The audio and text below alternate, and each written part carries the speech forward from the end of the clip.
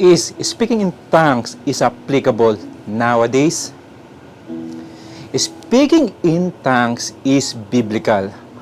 One of the purposes of speaking in tongues is to strengthen the believers and for the benefit of the church. If we as a human have languages, the Holy Spirit has languages too. In order to cultivate a spiritual growth for the unbelievers, one way to encourage them is to use this speaking in tongues.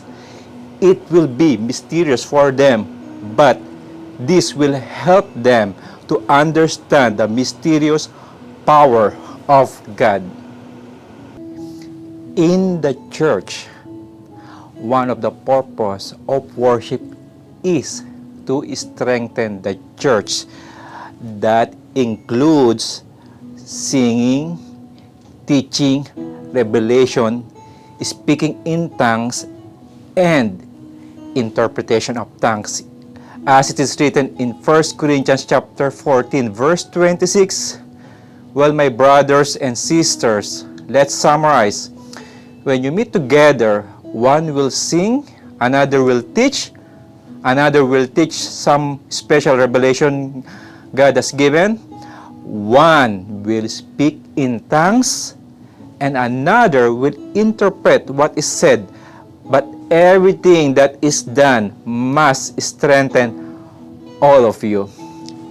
In this verse, speaking in tongues is part of the worship or church meeting.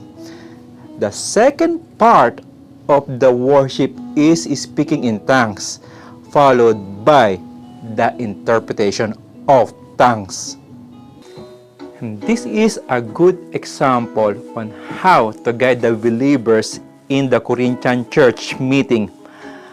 But I believe this is not happening nowadays in some churches. I remember when I was attending in the church in the Middle East, there are times that the teaching or preaching is not happening because the singing or worship and speaking in tongues takes more longer that we did not expect by the instruction of the Holy Spirit. And we sense that the place is filled with the Holy Spirit. That's why you cannot neglect attending the church in person, and you cannot forbid the church. How about if no one is speaking in tongues inside of the church? Is this could affect the strength of the church?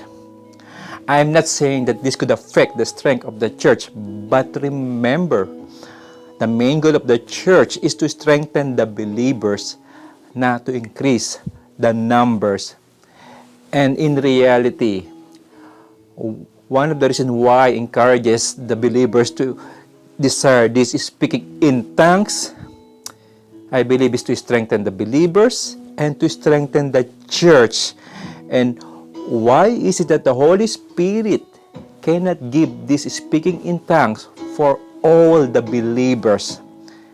I believe because the Holy Spirit control this gift, and you cannot manipulate the Holy Spirit because He is living inside of you, and He knew what is the best spiritual gifts that fits for you.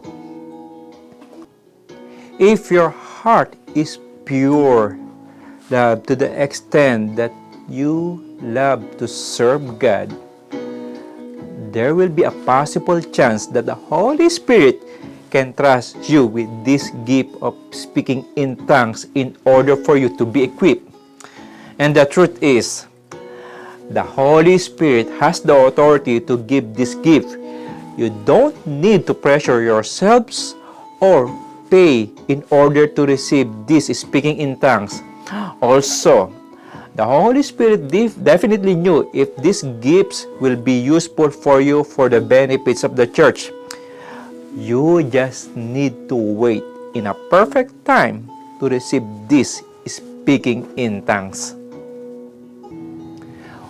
when you receive these gifts, speaking in tongues, I believe God is preparing your heart to serve the church in another way, in a very powerful way. You might probably learn how to treat your fellow believers with pure love, that you are always looking for them to grow spiritually.